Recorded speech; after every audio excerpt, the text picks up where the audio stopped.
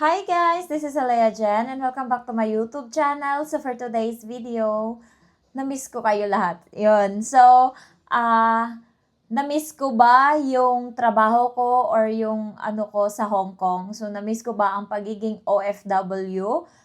Katulad ng ano nga na 3 years ako na hindi na nga 3 years akong nag-work and then ngayon is nag-for good na ako. So, na-miss ko ba ang trabaho or ang buhay OFW? So, alam nyo guys, hindi ko siya na-miss. Ang kurtina.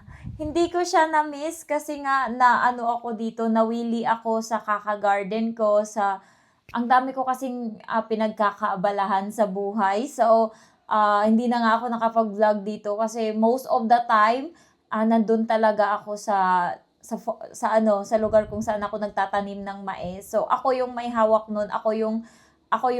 Hi, wait lang. Ako yung may control ng kung anong mangyayari sa mais na tinanim ko. So, ako yung parang lahat, may-ari, may finance ako. Kasi, natenga yung na yon, yung lupa na yon na matagal. Tapos, nung pagdating ko is pinaararo ko siya, nagpabayad ako ng paararo. Tapos, yun nga, tinaniman ko ng una ng mais. Kaso nga, namatay siya kasi parang 2 araw lang yung ulan tapos biglang puro init na. So, namatay siya sa init. Tapos inantay uli namin na umulan. Tapos, ayun, puro ulan naman na. Natabunan naman ngayon yung mais. So, may mga tumubo pero sobrang siksik yung mga mga lupa na nandoon sa mais na katabon. So, talagang dinadamuhan ko siya, inaano ko siya para maging okay siya uli, makahinga yung mais. So, doon nagugugol yung oras ko sa pag-aasikaso nun.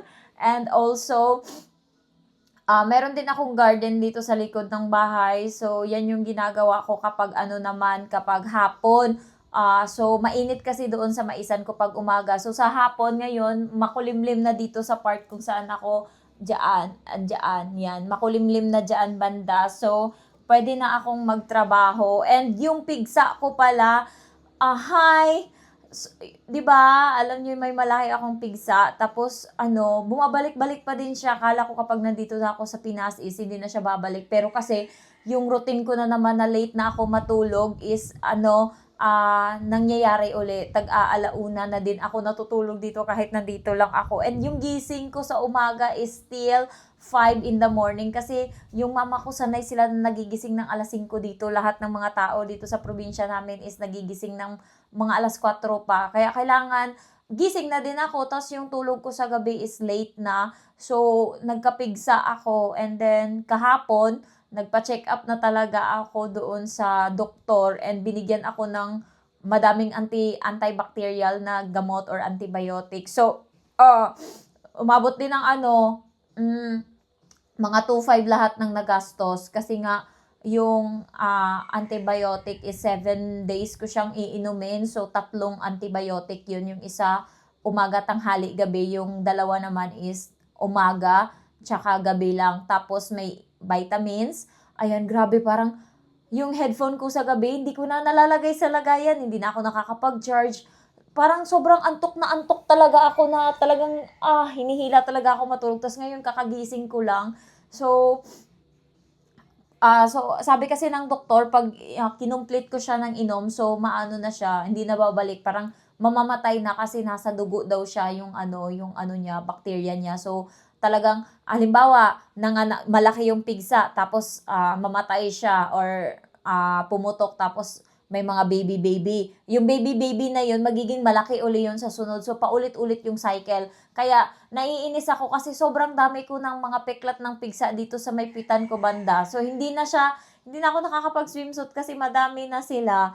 Ayan, so kahapon, yun nga, nagpa-check up ako and sana maging okay na siya. Sinimulan ko kahapon yung pag-inom and so far, ang ganda ng niya. Kaso, parang mapait yung gilid-gilid parang nagpo-produce ako ng mapait na laway. So, yung ko dito naman is marami akong pinagkakaabalahan. Ayan, may farm, tapos meron din akong garden dito. Ang dami ditong lupa na kailangan mo lang taniman kung masipag ka lang. Ang dami naming bakanting lupa. So, nagtanim ako nung nakaraan ng niyog, mga 10 piraso ata na niyog yung tinanim ko. Yung bukid namin hindi pa naasikaso, ay, wala kang, ako lang talaga, tapos babae ako, kung lalaki siguro baka kaya kong gawin lahat, pero kasi ang hirap, babae ako, hindi naman ako ganun pero gustong-gusto ko talagang, alam niyo yun, gustong-gusto kong asikasuhin lahat. And yung palayan nga namin, hindi na namin napatrabaho, pinapatrabaho na lang sa iba kasi walang lalaki na mag-aasikaso, wala. So, pinapatrabaho sa iba, wala kaming nag-aano lang kami ng mumursyento. Halimbawa, kapag merong kailangan sila ng abono, ng ganyan, so kami yung nag-finance para pagdating ng anihan, meron kami. So, ang daming lupa dito na kailangang asikasuhin. So, nauubos yung oras ko, and yung grocery, minsan nga, iniiwan ko na lang sa pamangkin ko yung grocery, siya na yung nagbabantay. Kapag naman gabi, ako yung may control or may hawak. Ngayon kasi, may pasok na sa school yung pamangkin ko na babae. So, yung mama ko buong araw sa school. Iba dito, guys. Iba dito sa probinsya. Alam niyo yung nag-uubos talaga ng oras yung mga nanay para sa school lang ng mga bata. Wala na silang nagagawa sa buhay. So, yung pamangkin ko, alis yung mama ko 7:00 ng umaga. Uwi ng mama ko mamaya 4:00 pagdating ng paglabasan na ng pamangkin ko. So, grade 1 yung pamangkin ko dito sa probinsya namin, whole day yung pasok ng bata sa school. Mula 7:00 ata, 7:00. Tapos, ang uwi nila is 4:00 na. So, yung mama ko nandoon, sabi ko nga, sanayin mo lang yung bata na iwan-iwan para sa susunod is bibigyan na lang namin siya ng pagkain sa umaga para meron siyang pagkain, and then sa tanghali ko na lang siya uli balikan para sa tanghalian niya, and then hapon susunduin ko na lang siya. Pero nakakapagod nga lang kasi lakad ka ng lakad, malayo pa naman konti yung school. Tapos ayun, so hindi na masyadong yung nakakamiss din pala na kulang kami sa bahay. Parang ang lungkot kumain na, dalawa na lang kami ng pamangkin kong naiwan. Tapos iniiwan ko siya sa umaga, yung pamangkin ko, para siya yung dito sa bahay, siya ng tubig, maglinis, magwalis. Tapos ako naman is diretso doon sa maisan. Uuwi lang ako para mag-almusal, and then maglaba ako ng ang almusal ko dito is 9 or 10. Tapos maglalaba na ako ng mga damit namin. Tapos ayun, maliligo ako. Tapos ayun na, diretso na ako tulog. Tapos yung pagkagising ko, ganito na. Ngayon lang ako nakapag-vlog kasi sobrang dami kong ginagawa, and minsan nagkakabarkada na ako dito. So, minsan umiinom ako pero hindi naman yung parate. Kapag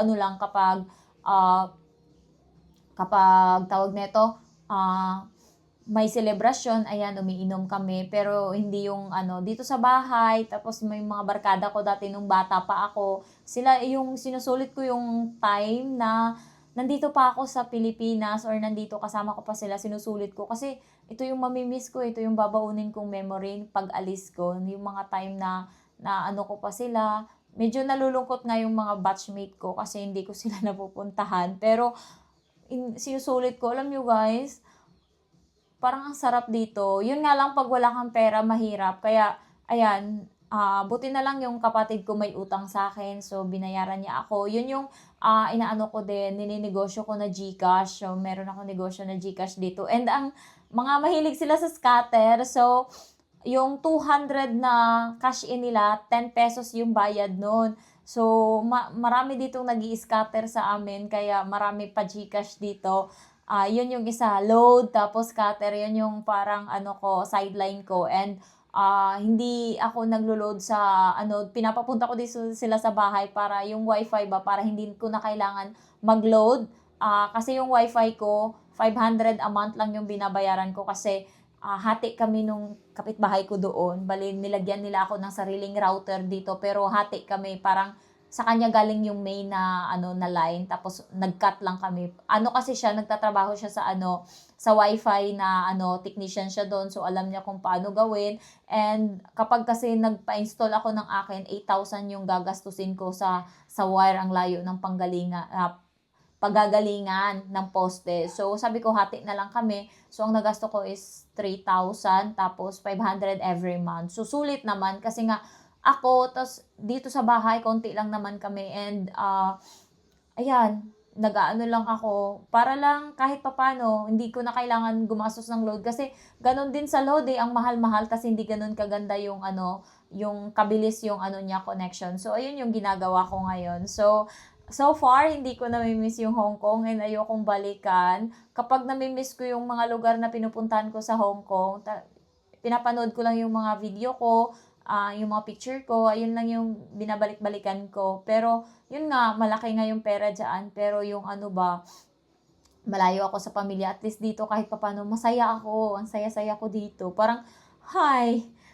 ah, parang, Diyos ko Lord, sobrang saya ko talaga as in parang sulit yung ilang taon na nagtrabaho ako ta's ngayon may bahay na nga ako. So kahit papaano hindi ko na kailangan mamroblema kung may tulo yung bubong namin, ganyan. So hindi na, yung pinoproblema ko na lang na yung ngayon is yung grocery, ganyan lang. Kailangan mapuno ko siya kapag ano, pero so far ang ganda ng ano namin, pasok ng ano namin dito, ang gaan lang ng buhay namin. Sana nga magtuloy-tuloy. Kontento na kami kasi hindi naman kami magastos, may bigas naman kami, hindi kami bumibili ng bigas. Ang ginagastusan lang namin ulam and yung ulam namin is halimbawa yung 1 kilo ng manok, hanggang gabi na namin yan na ano, na pagkain kasi nga 4 lang kami sa bahay, 2 yung ano, bata. So, umaga kami nagluluto, tanghali yung bata na lang na isa yung kumakain or 2 sila. Yung mama ko hindi na din kumakain.